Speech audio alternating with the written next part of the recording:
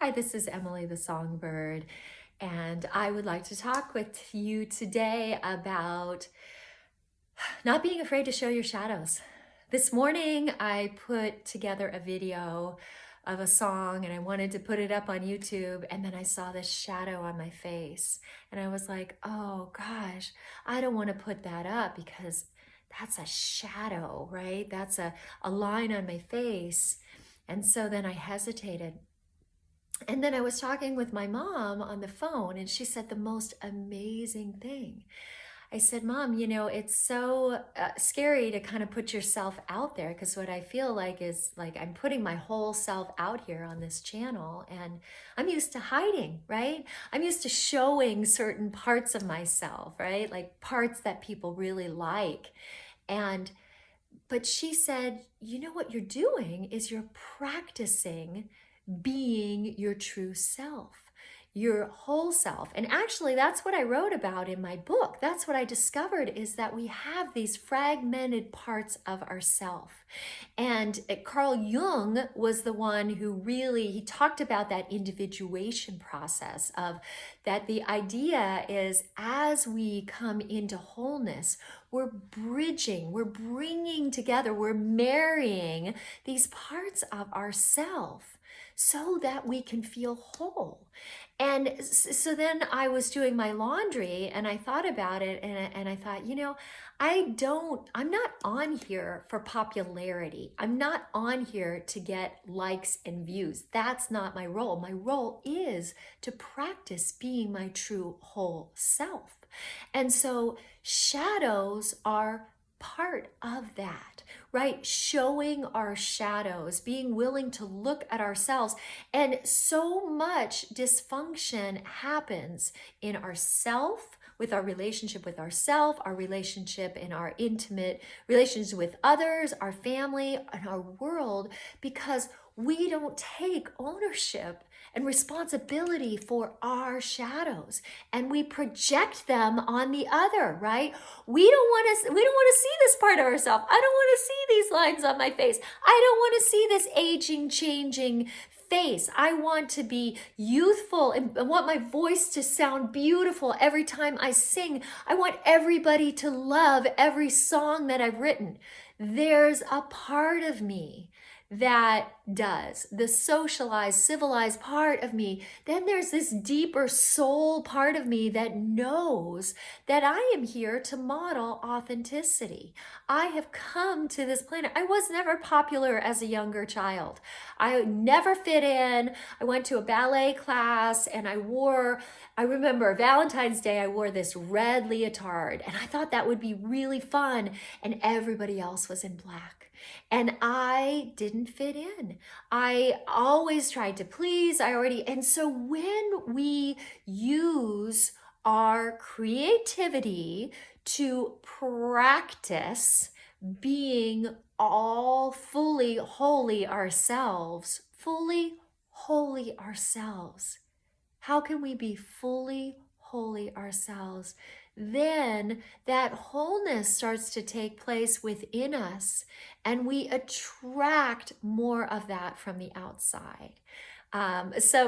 One person said that my YouTube channel is, I've created this whole universe, and that's actually what we do when we work with vibration at a deep level. When we recognize the power that we have. The song that I wrote, my vote is love, right? Is my way of saying, of my soul saying that I am aligning in this political process with the candidate that is expressing loving intentions for our nation and for our planet, and giving us being helpful in terms of the democratic process. And no, it's not Trump. It's not Trump. So, but negating what that is on the outside, it's like we are aligning with the democratic process within ourself. We are aligning with recognizing that there are different parts of ourself that if we listen to and we pay attention to, those shadows have value and worth to listen to hear, to see, because that shadow side of ourself is where creativity lives. It lives and it hides there. And if we're willing to tap into it and to go underneath and find the gold, right? The gold of our soul, the beauty that lies within us is deeply hidden. And so, maybe there's only 1 or 2 people that watch this video, but they are the ones who are going to recognize and mirror back what I'm saying. And that's all that matters. And it is important for me to use my voice, Dower. It is important for me to use my voice because my voice is my healing tool. To use my voice to speak, to sing, to use my body to express, to use the gift of my energy to bring light and love and hope and joy, and to recognize that the shadow, we can't know the light without the shadow. It reminds me of a story I heard from Tara Brach that this man decided in his middle age that he was going to change himself. He was going to start working out at the gym. He was going to eat right.